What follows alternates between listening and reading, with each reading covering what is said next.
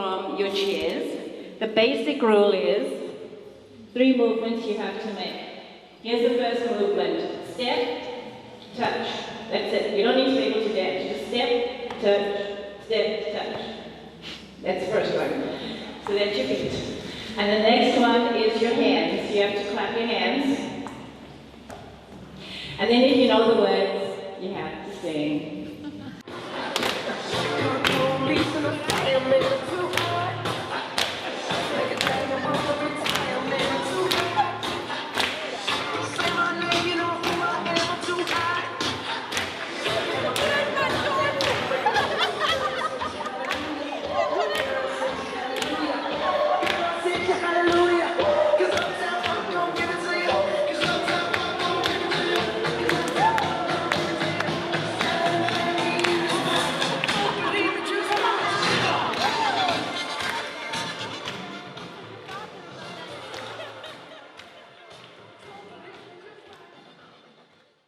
Lizanne Foster, thank you for being here. You're most welcome.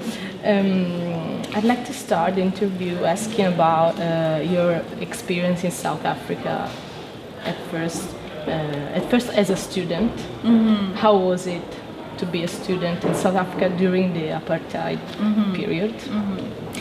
So for me, it was not difficult because I don't know if you understand the racial classification. So there was 4 layers in terms of privilege.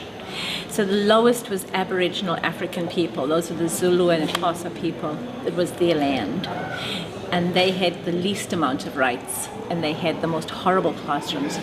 So just for example, the government would spend 41 rand, so just think euros or dollars, so 41 for every Aboriginal black child on education. They would spend 134 on us, 230 for every Indian, Asian person, and then 600 for every white person. So it was, there were 19 education departments, and they were all racially divided with all different access. But because I grew up in a family, my father was a doctor, he was educated, so I grew up with books and access to books and reading. So even though I went to school and there wasn't anything in the school, there was stuff at home. You know, I could almost educate myself because there was always information at home. But classes were overcrowded, and I never valued what I learned in school. It was always something I had to do because I had to do it. My real learning was what happened at home. And there were no choices in courses. You couldn't choose what course you wanted to do, you just had to do. Our entire life's pathway was set for us by the government. So there were only certain things we could do. So if you went to school, you could only become a social worker or a teacher or a lawyer or a doctor or a nurse. That was it. You couldn't be anything else. If you were Aboriginal, a black person, you couldn't even be that. They limited that. Well, it was very restrictive. So I found school restrictive, very restrictive, even though it was easy for me. I could do it. But I could do it because of my family valuing, education. Yes. Yeah. And then you decided to become a teacher. By accident. By accident. Can you tell us how it happened? I love this story because it's so funny. I was visiting my friend. I was in the middle of doing my degree, so I wasn't even. I didn't even have a degree. And the phone rang, and so she had a daughter, and I was just playing with the daughter, and I could hear in the background that she was talking to this person, and I just heard yes, no, and then she said no, but Lizanne might be, and she just passed the phone to me, and I said what? And she said he's looking for a teacher. I said what? And I get on the phone, and the principal, local school principal, says I need a teacher tomorrow morning, please come. And I'm like, I couldn't think of a reason why I shouldn't, because here was a job being offered to me, which was like winning the lottery. You could not just get a job as a colored person, in my racial classification. And here's a job being offered. And I thought, okay. And I went in the next day, and it was 35 8-year-olds. and I had no idea what to do. And next door was a teacher who beat the kids all the time, and so I was flinching all day, you know. And she wanted me to teach like her, and I didn't want to do that. And so I just followed where the kids wanted to go. But yes, and it was only after I finished my degree, and then I thought, okay, well, if it's this easy to get a job, maybe I'll continue. So I finished my degree, and then I started teacher education, which was also terrible because they taught teachers to continue this oppressive view of who you are as a person, and, you know, to control ideas and thinking. But it was another thing. I thought, okay, I'll just get through this because I don't believe in it, but I have to do it in order to get the job. So I did that, and then I was teaching in a few different schools, and I really didn't like it. I didn't like what principals were doing, what was possible in classrooms. I tried to always do something different.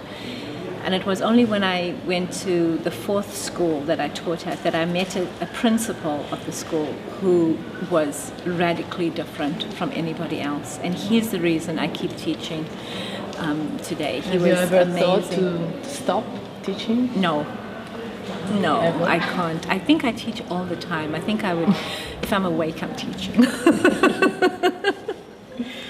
And so some months ago, you wrote a letter to the students. Yes.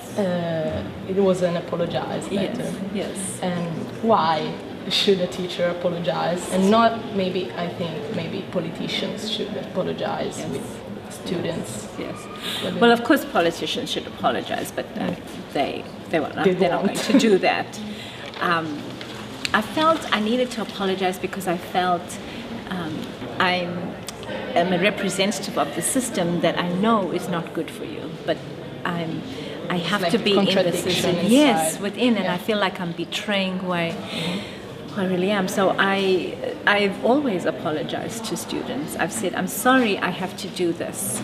I'm sorry that we have to do this, but this is the job, and, you know, can you please, we just have to do this. Let's get through it. So all I did was I formalized and I wrote in one piece the various apologies that I would do, and then I added at the end the things that, you know, that could be different to it. But the core of it is to apologize for what they have to do. Like, the thing about a 16 and a 17-year-old asking me if they can leave the classroom to pee, I think is offensive. Why should I be controlling if they, you know, it's inhuman. They can have a driver's license, they can have a job, and they're going to ask me. It's ridiculous. It's ridiculous, and so, you know, all those things are just ridiculous. And I'm sorry. I genuinely am very sorry that students have to endure that. Yes. You know. And you received a lot of letters back from also Italian students. Yes. And did you imagine it, or no? What did you think when it happened? I was so surprised because Italy is 8 hours ahead of Canada, and I remember it was 5 because I get up early in the morning. It was 5 o'clock in the morning, and I was checking my Facebook. It was like 5:30, and I checked my Facebook, and I like, there's 20 messages. I know, who is this? And it was just this brief note, just thank you so much, and it hurt my heart. I really felt touched that they had, you know, written in English to. I mean, because it took a lot. They had to think, and I felt terrible because they kept apologizing. I'm so sorry, my English is bad, but I just wanted to tell you. And I'm so sorry I can't speak Italian, because if I spoke Italian, you wouldn't have to write in. Yes. How is the school you imagine? The ideal school. An ideal school? Yes. Oh my God! There is a place for direct teaching. Like, you must teach kids how to read, how to write, basics. You have to teach them the basics of how to add, how to multiply, and that's direct teaching. And that has to be done. But I think from when kids become teenagers onwards, they need more experience. And then the idea of the classroom is not just a room. It's so I see for secondary, so that's my area, secondary. I think there's a lot of wonderful things that happen in elementary, and there's all kinds of great ideas. But in secondary, for some reason, I don't know why they do this to teenagers, they treat them like as though they, different from, that they don't have the same needs as elementary kids, but they have the same needs. They're still human. What I do is to connect with the fact that I am talking to human beings. And human beings are social, emotional, rational creatures, but we're first emotional and social, and then we're rational. So I need to connect with my students as human beings to human beings. And once that connection is established, once they realize that I'm concerned about their comfort, I care about their well-being, I want to welcome them into my space, there's nothing that they won't do for me. Students will come to school and, okay, don't tell my colleagues this, but they will skip all the other classes to get to my classroom. Not because I'm the most amazing teacher, I don't think, but because my space is welcoming. And they will be seen as human beings for what they are. I once had a grade 12 student, so this is the final year of school, come and tell me on the last block on a Friday. He just walked in and he said, I need you to know, I only came to school for this block, last block on a Friday, because he just wanted to be there. And he's not there for me. This is really important. He's not there for me. He's there for the experience that he has when he's in that room with the other people that are there because we've created a community, which I'll talk about. And that experience is good for him. Yes. But from secondary, it would be more that there are few places that are classrooms. A workplace can be a classroom. It's almost like a library. I always imagine a library. You go to the library, you get a book, you take it out, you read it, and then you come back and you get another book. And that the school would have that flexible inflow and outflow, and teachers are there sometimes to teach directly, sometimes to advise, sometimes to facilitate, but always in discussion in dialogue with the team students. It doesn't matter what I'm teaching. What I teach is determined by the time of day. The time of day. Whoever comes to my classroom first thing in the morning, this is what we do, no matter what course I'm teaching. 8:30 in the morning. We have what's called a gather block. I'm going to explain it next in the next slide. So this is the first block of the day, 8:25 to 9:46. The second block of the day has a different character and structure, and that goes from 9:51 to 11:14. Then there's lunch. They have a 40-minute lunch. And then after lunch is a block that has a different structure again.